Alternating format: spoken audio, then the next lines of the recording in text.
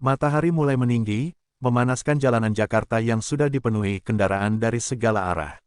Adit, seorang polisi lalu lintas yang bertugas di salah satu persimpangan tersibuk di kota itu, berdiri di bawah terik matahari dengan seragam yang kini basah oleh keringat. Baginya, ini adalah rutinitas yang sudah menjadi bagian hidup. Namun, ada sesuatu yang selalu menyertainya, semangat untuk menjalankan tugas tanpa pandang bulu. Aturan adalah aturan, gumamnya setiap kali menyapa hari yang penuh tantangan. Hari itu terasa lebih sibuk dari biasanya. Klakson mobil yang bersahutan, pengendara motor yang melawan arus, dan pejalan kaki yang nekat menyeberang sembarangan membuat Adit semakin waspada. Ia melambaikan tangan, mengatur arus kendaraan yang tersendat. Di tengah riuhnya jalanan, sesekali ia menegur pengendara yang melanggar. Tegas, tapi tetap sopan. Namun, tekanan dari situasi sering kali membuat emosinya meledak tanpa ia sadari. Di sela-sela tugasnya, pikiran Adit melayang ke perjuangannya menjadi polisi. Ia tumbuh di keluarga sederhana, di mana ayahnya adalah seorang petani yang selalu menanamkan nilai kejujuran. Cita-citanya menjadi polisi lahir dari keinginannya membuat perbedaan, meskipun ia tahu jalan itu tidak akan mudah. Kini, berdiri di tengah kemacetan Jakarta, ia merasa beban itu semakin berat. Tapi ia yakin, satu tindakan kecil hari ini dapat mengubah sesuatu di masa depan. Di posko kecil tempatnya bertugas, rekan-rekannya sering mengomentari sikap Adit yang terlalu serius. Santai saja, Dit. Ini Jakarta, bro. Pelanggar itu makanan sehari-hari, ujar Reno, rekannya yang lebih santai.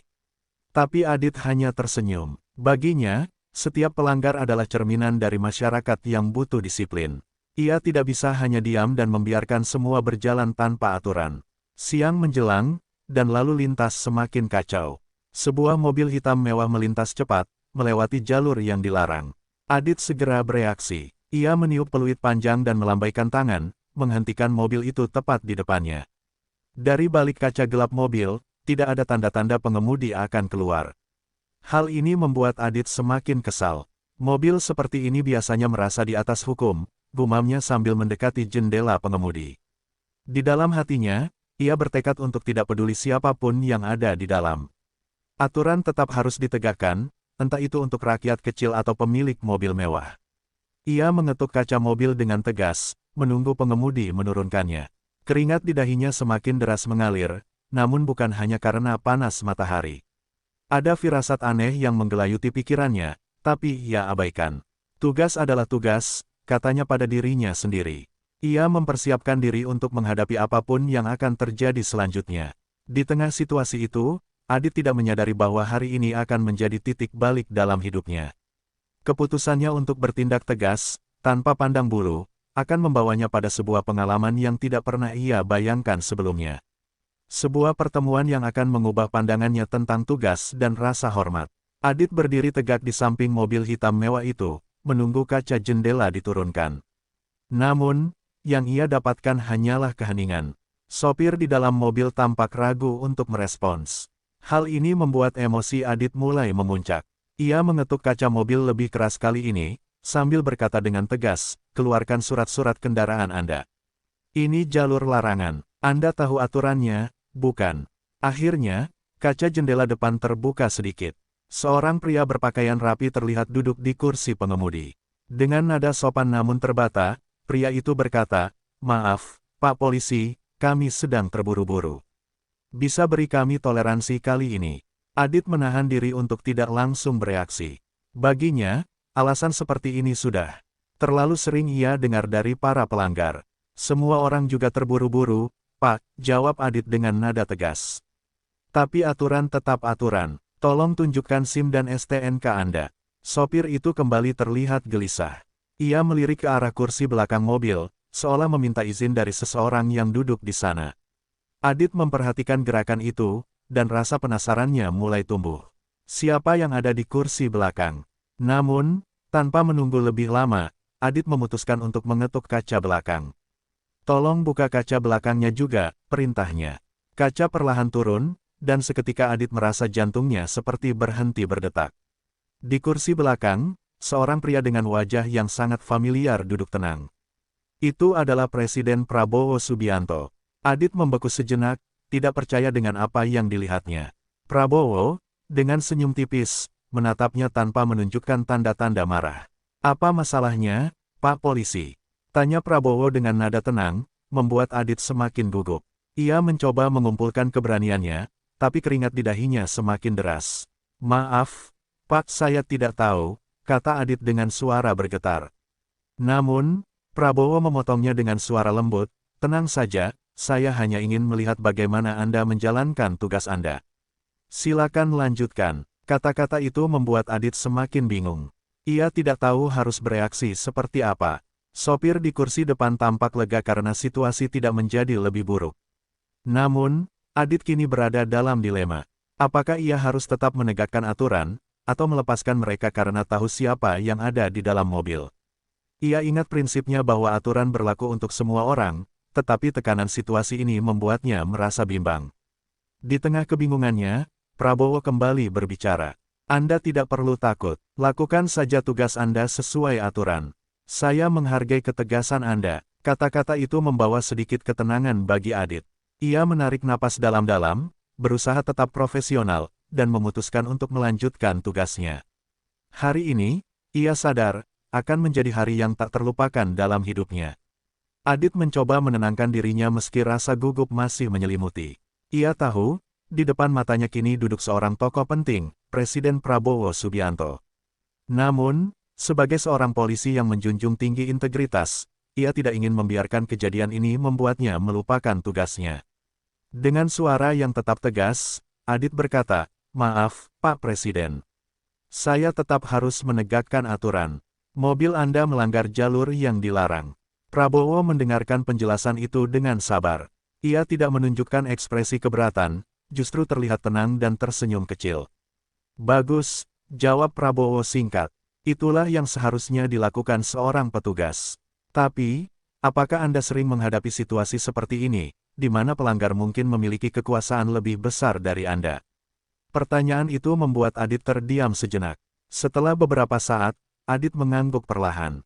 "Iya, Pak, kadang ada tekanan, tapi tugas tetap tugas. Saya selalu mencoba tidak memandang siapa yang melanggar, karena aturan itu untuk semua orang."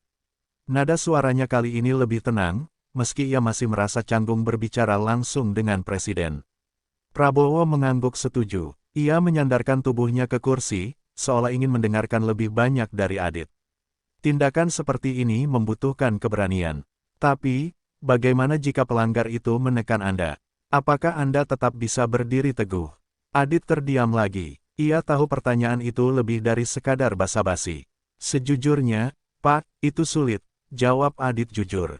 "Tapi saya selalu ingat bahwa seragam yang saya pakai ini membawa tanggung jawab besar. Kalau saya menyerah pada tekanan, saya mengkhianati kepercayaan rakyat." Kata-kata itu membuat Prabowo tersenyum lebih lebar. Ia menatap Adit dengan penuh apresiasi, seolah menemukan sesuatu yang ia cari dari seorang petugas kepolisian. Namun, situasi di jalan mulai menarik perhatian pengendara lain. Beberapa orang memperlambat kendaraan mereka, penasaran dengan apa yang terjadi. Adit mulai merasa tidak nyaman dengan sorotan itu. Ia mendekatkan diri ke jendela mobil Prabowo dan berkata perlahan, "Pak Presiden, mungkin lebih baik kita menyelesaikan ini tanpa menarik perhatian lebih banyak orang." Prabowo memahami kekhawatiran itu. Ia memberi isyarat kepada sopirnya untuk menepi ke tempat yang lebih tenang. Mobil hitam itu perlahan bergerak, diikuti langkah kaki Adit yang berjalan di sampingnya. Saat mereka berhenti di tempat yang lebih sepi, Prabowo kembali membuka kaca mobil dan berkata, "Anda tahu, saya sengaja turun ke jalan hari ini tanpa pengawalan resmi. Saya ingin melihat bagaimana petugas di lapangan bekerja." Kata-kata itu membuat Adit semakin terkejut. Ia tidak menyangka bahwa Presiden sengaja melakukan inspeksi langsung. "Tugas Anda sangat penting, Adit," lanjut Prabowo. "Dan saya senang melihat ada petugas seperti Anda yang tetap menjalankan tugas dengan baik, bahkan di bawah tekanan." Meski merasa malu karena sebelumnya ia sempat membentak, Adit mulai merasa bangga. Ia tidak tahu bahwa hari ini akan menjadi momen penting dalam hidupnya. Adit berdiri kaku di samping mobil yang kini berhenti di tempat lebih sepi. Ia masih memutar kata-kata Prabowo di kepalanya, tentang bagaimana Presiden sengaja turun ke jalan untuk melihat kinerja aparat di lapangan. Situasi ini terasa seperti mimpi baginya. Sebagai polisi biasa, ia tidak pernah membayangkan akan berhadapan langsung dengan presiden dalam situasi seperti ini. Prabowo membuka pintu mobilnya perlahan dan melangkah keluar. Wibawanya terasa begitu kuat, namun senyum yang ramah membuat suasana lebih santai. Adit segera memberi hormat, meski tangannya sedikit gemetar. "Terima kasih, Adit," kata Prabowo, suaranya tegas tapi lembut.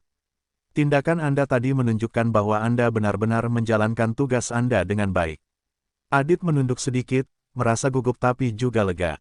"Maaf, Pak Presiden, jika tadi saya terlalu keras," katanya lirih.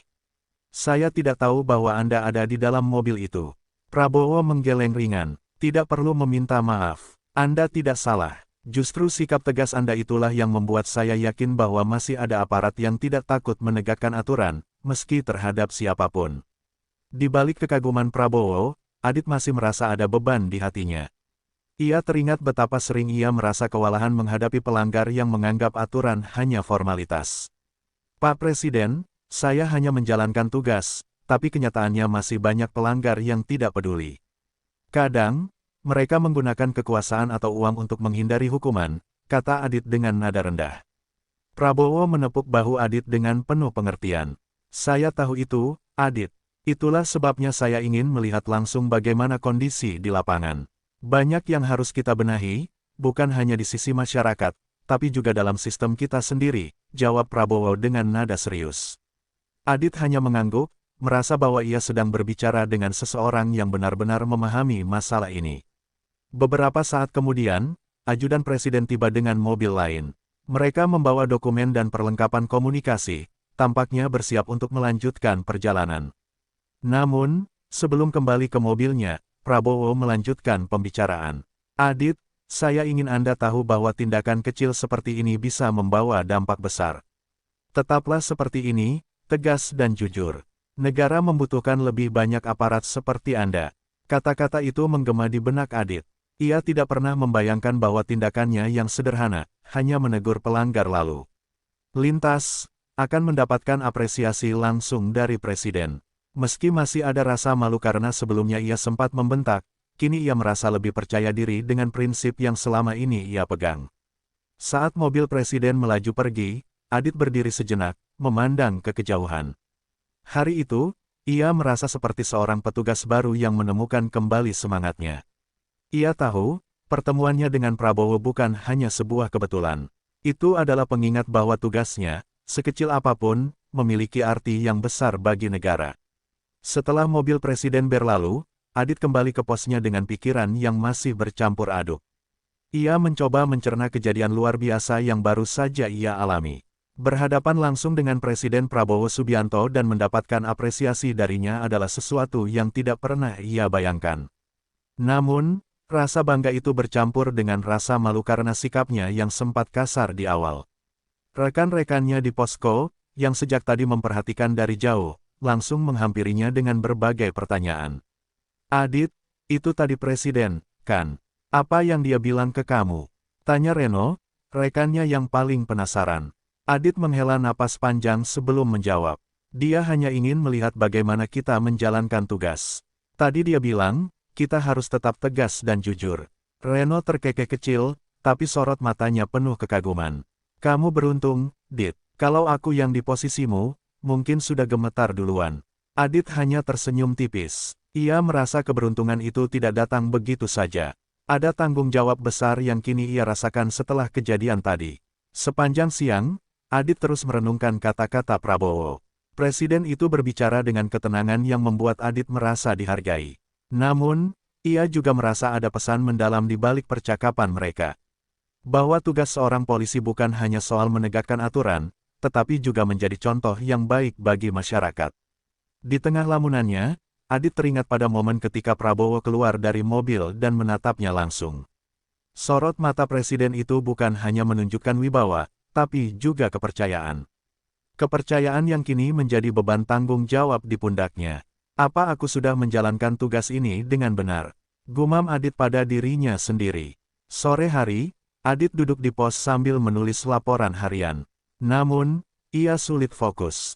Kejadian tadi pagi terus terbayang di kepalanya. Ia merasa harus melakukan sesuatu untuk membuktikan bahwa apresiasi presiden itu tidak salah tempat.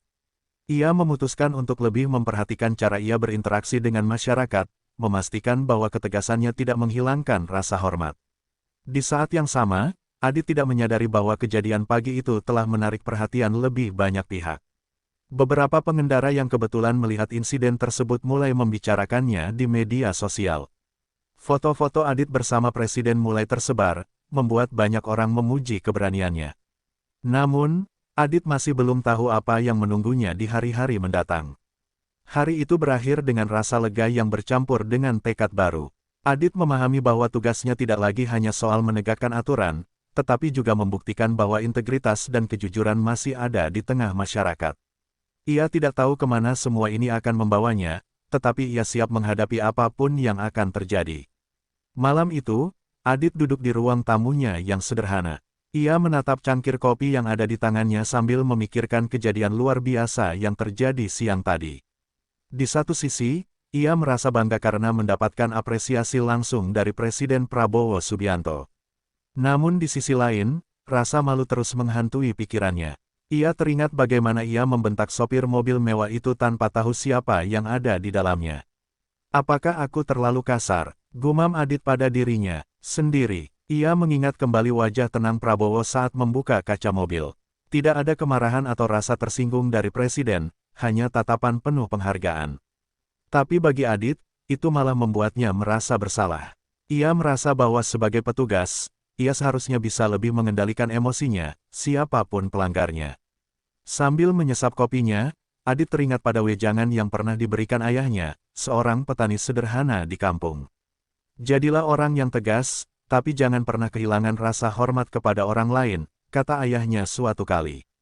Kata-kata itu kini terasa relevan dengan apa yang baru saja ia alami. Adit sadar bahwa selama ini, ia sering membiarkan emosinya mengambil alih ketika menghadapi pelanggar, dan hari ini menjadi pelajaran berharga baginya. Keesokan paginya, Adit kembali bertugas seperti biasa. Namun, ada sesuatu yang berbeda. Beberapa rekan kerjanya mulai memperhatikannya dengan sorot mata kagum. Dit, kamu tahu nggak? Foto kamu sama presiden sekarang ramai di media sosial, kata Reno sambil menunjukkan ponselnya. Adit terkejut melihat fotonya bersama Prabowo viral di berbagai platform.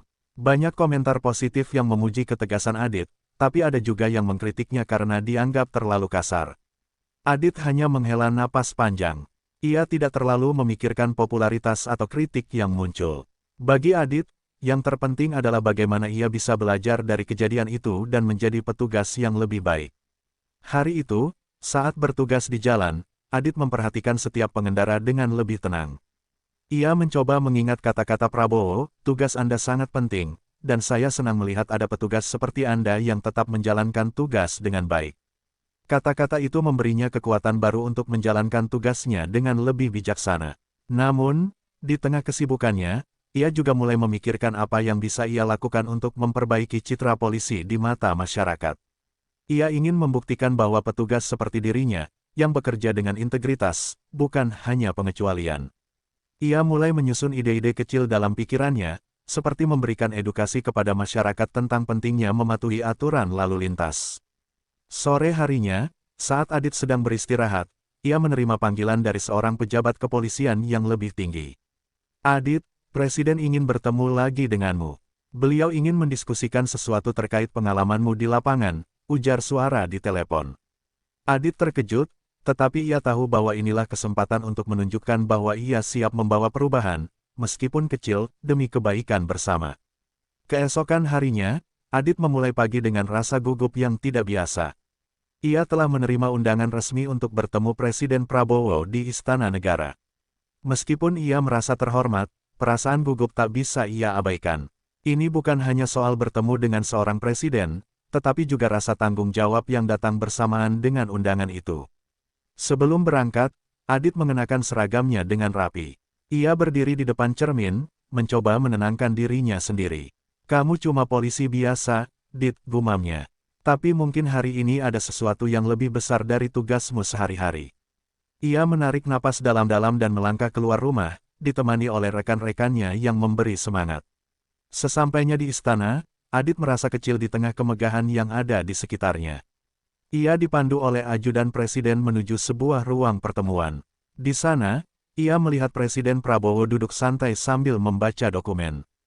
Ketika Adit masuk, Prabowo menatapnya dengan senyum hangat. "Adit, senang bisa bertemu lagi," kata Prabowo sambil berdiri dan menjabat tangannya. "Terima kasih atas undangannya, Pak Presiden," jawab Adit dengan suara yang sedikit bergetar. Ia mencoba tetap tenang, meskipun wibawa Prabowo terasa sangat kuat di ruangan itu. Prabowo mempersilakannya duduk dan langsung memulai pembicaraan. "Kemarin, saya melihat langsung bagaimana Anda menjalankan tugas. Anda tegas, tapi saya juga melihat ada rasa tanggung jawab yang besar dalam tindakan Anda." Adit terdiam, mendengarkan dengan saksama. Prabowo melanjutkan, "Namun, saya tahu, menjadi petugas seperti Anda tidaklah mudah. Anda menghadapi banyak tekanan, baik dari pelanggar maupun dari sistem yang ada. Saya ingin mendengar langsung dari Anda, apa yang menurut Anda harus kita perbaiki agar aparat di lapangan seperti Anda bisa bekerja dengan lebih baik." Pertanyaan itu mengejutkan Adit. Ia tidak menyangka presiden akan memintanya memberikan pendapat. Setelah berpikir sejenak, ia menjawab, "Pak Presiden, menurut saya, kepercayaan masyarakat terhadap aparat harus dibangun kembali. Banyak yang menganggap polisi tidak adil atau hanya menjalankan aturan untuk sebagian orang. Kita perlu menunjukkan bahwa hukum berlaku untuk semua." Prabowo mengangguk setuju. "Itu benar, tapi bagaimana caranya, menurut Anda?" tanya Prabowo lebih lanjut. Adit menarik napas dalam. "Mungkin, kita bisa mulai dengan memberikan pelatihan yang lebih intensif kepada petugas di lapangan, terutama tentang cara berinteraksi dengan masyarakat. Selain itu, transparansi dalam penegakan hukum juga penting, agar masyarakat tahu bahwa tidak ada yang kebal aturan." Prabowo tersenyum lebar mendengar jawaban itu. "Adit, saya suka cara berpikir Anda. Saya rasa, Anda tidak hanya memahami tugas Anda, tapi juga memahami tanggung jawab yang lebih besar. Saya ingin Anda menjadi bagian dari tim kecil yang akan membantu menyusun program reformasi kepolisian. Apa Anda siap untuk itu?" Pertanyaan itu membuat Adit terdiam sejenak. Ia merasa gugup, tetapi juga bangga. Dengan suara mantap, ia menjawab, "Siap, Pak Presiden." Setelah pertemuannya dengan Presiden Prabowo, Adit merasa kehidupannya berubah drastis. Kini, ia tidak lagi hanya seorang polisi lalu lintas biasa. Ia mendapat tugas baru sebagai bagian dari tim reformasi kecil yang dibentuk Presiden untuk memperbaiki citra dan kinerja kepolisian. Awalnya, Adit merasa ragu. Ia tidak pernah membayangkan dirinya terlibat dalam sesuatu yang begitu besar. Hari-hari pertama dalam tim itu dipenuhi dengan rapat dan diskusi. Adit sering merasa canggung di antara para pejabat tinggi yang jauh lebih berpengalaman darinya. Namun, setiap kali ia berbicara, pandangannya selalu didengar dengan serius. Prabowo sendiri beberapa kali memuji ide-idenya yang sederhana namun realistis. "Adit, Anda membawa sudut pandang dari lapangan yang tidak dimiliki banyak orang di ruangan ini," kata Prabowo dalam salah satu pertemuan. Salah satu ide yang Adit usulkan adalah pelatihan khusus untuk meningkatkan hubungan antara polisi dan masyarakat. Ia mengajukan program pelatihan komunikasi yang dirancang untuk membantu polisi bersikap lebih humanis, tanpa kehilangan ketegasan. Ide ini mendapat sambutan positif dari semua anggota tim. Prabowo bahkan memutuskan untuk menjadikannya prioritas utama dalam agenda reformasi. Selain itu, Adit juga mengusulkan transparansi dalam penindakan pelanggaran lalu lintas. Ia menyarankan agar setiap penindakan direkam dengan kamera tubuh yang wajib dipakai oleh setiap petugas. Dengan cara ini, masyarakat akan percaya bahwa tidak ada ruang untuk manipulasi atau penyalahgunaan wewenang, jelas Adit dalam salah satu rapat. Prabowo mengangguk setuju, mengatakan bahwa kepercayaan adalah fondasi penting bagi keberhasilan kepolisian.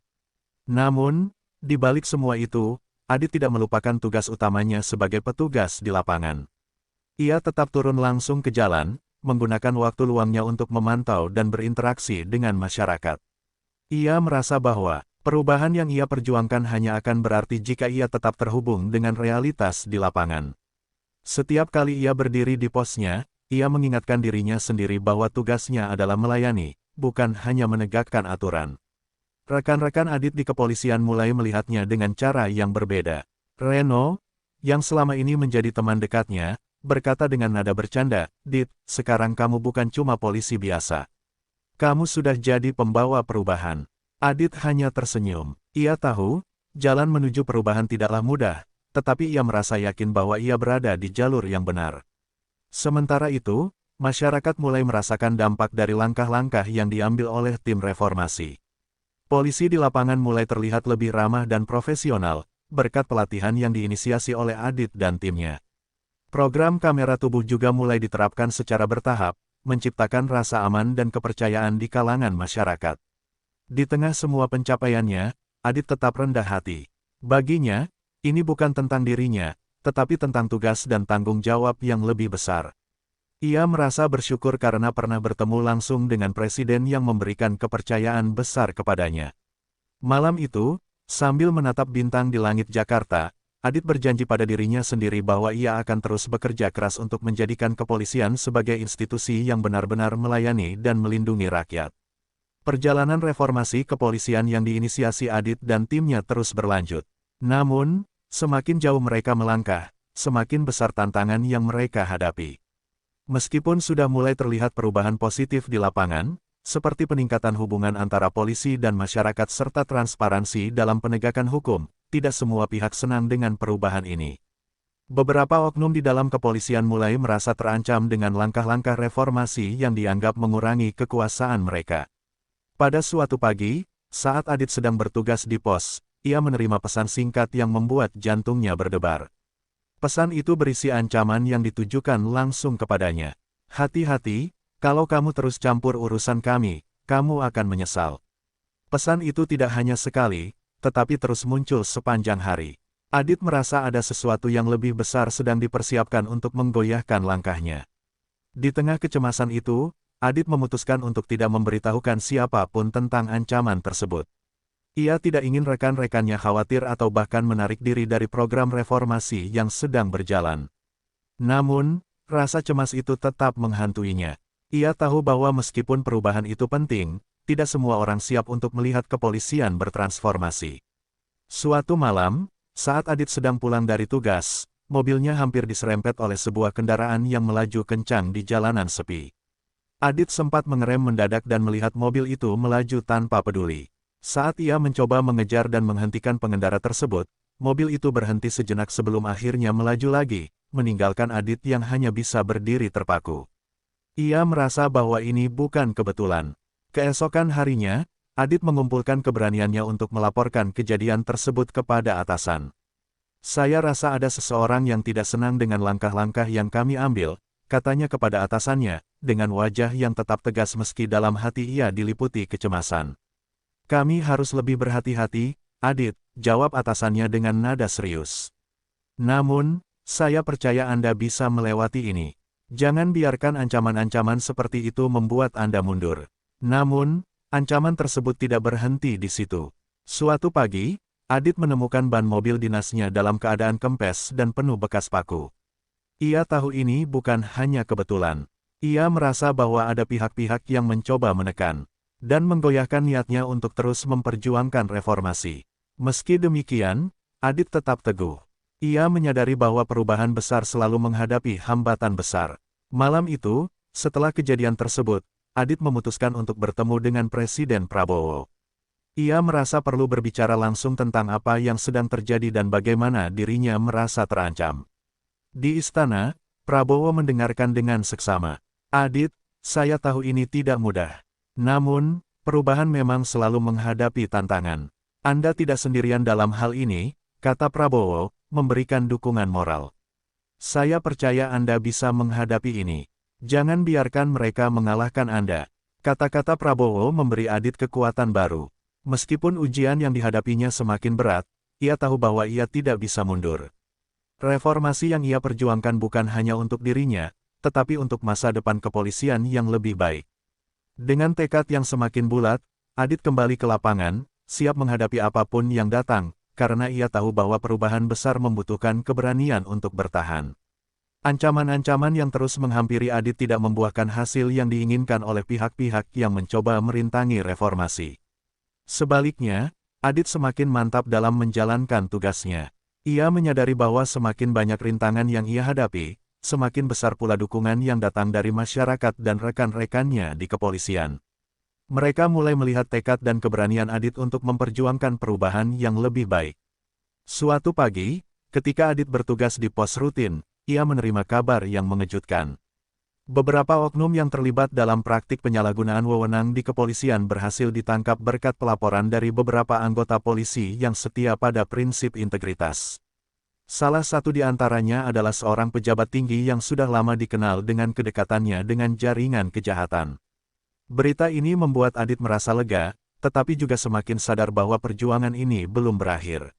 Namun, meskipun ada kemenangan kecil ini, Adit tetap merasa bahwa proses perubahan masih panjang. Ia tahu bahwa kemenangan sejati bukan hanya tentang menangkap para pelanggar hukum, tetapi juga tentang menciptakan sistem yang adil dan transparan. Adit pun mulai merencanakan langkah-langkah selanjutnya untuk memastikan bahwa perubahan yang telah dimulai bisa bertahan. Ia mengusulkan agar dibuatnya program pengawasan internal yang lebih ketat dan sistem pelaporan yang lebih mudah diakses oleh masyarakat. Sementara itu, Prabowo terus memberikan dukungan penuh pada setiap langkah Adit. "Adit, kita sudah memulai perjalanan ini, dan kita tidak akan mundur," kata Prabowo dalam sebuah pertemuan. "Saya tahu Anda menghadapi banyak tantangan, tetapi Anda sudah membuktikan bahwa perubahan itu bisa dimulai dari bawah. Anda adalah inspirasi bagi banyak orang." Ucapan itu membuat Adit merasa semakin dihargai dan semakin yakin bahwa apa yang ia lakukan adalah untuk kebaikan bersama. Tak lama setelah itu, Presiden Prabowo mengumumkan secara resmi keberhasilan reformasi kepolisian yang telah dimulai sejak Adit terlibat. Perubahan yang dilakukan oleh Adit dan timnya mendapatkan sorotan positif dari berbagai pihak, baik masyarakat maupun media. Kepercayaan publik terhadap polisi mulai meningkat, dan program-program yang telah diluncurkan mulai menunjukkan hasil yang nyata. Adit merasa bangga, tetapi juga tahu bahwa ini baru permulaan. Namun, pada suatu malam yang tenang, ketika Adit sedang beristirahat di rumahnya, ia kembali menerima pesan dari seorang sumber yang tak dikenal. Pesan tersebut berisi ancaman yang lebih keras dari sebelumnya. "Kemenangan kalian tidak akan bertahan lama. Kami akan selalu ada di sini," begitu isi pesan itu. Adit sedikit terkejut, tetapi kali ini ia tidak merasa takut. Ia tahu bahwa ancaman-ancaman itu justru menunjukkan bahwa ia berada di jalur yang benar. Keesokan harinya, Adit bertemu dengan rekan-rekannya dan berbicara tentang pesan tersebut. "Ini ujian terakhir, Dit. Mereka ingin melihat apakah kita akan mundur atau tidak," ujar Reno dengan yakin. Adit mengangguk, dan dengan tekad yang bulat, ia berkata, "Kita akan terus maju. Reformasi ini bukan hanya untuk kita, tapi untuk generasi mendatang. Kita tidak bisa berhenti." Pada akhirnya, meskipun menghadapi berbagai ancaman dan tekanan, Adit tetap teguh pada prinsipnya. Dengan dukungan penuh dari Presiden Prabowo, rekan-rekannya, dan masyarakat, ia berhasil membawa perubahan yang nyata bagi kepolisian. Masyarakat mulai merasakan perbedaan dalam pelayanan publik, dan kepolisian menjadi lebih transparan dan dekat dengan rakyat. Adit memahami bahwa perjuangan ini belum selesai, tetapi dengan keyakinan dan semangat yang tak pernah padam, ia tahu bahwa masa depan kepolisian yang lebih baik ada di genggamannya.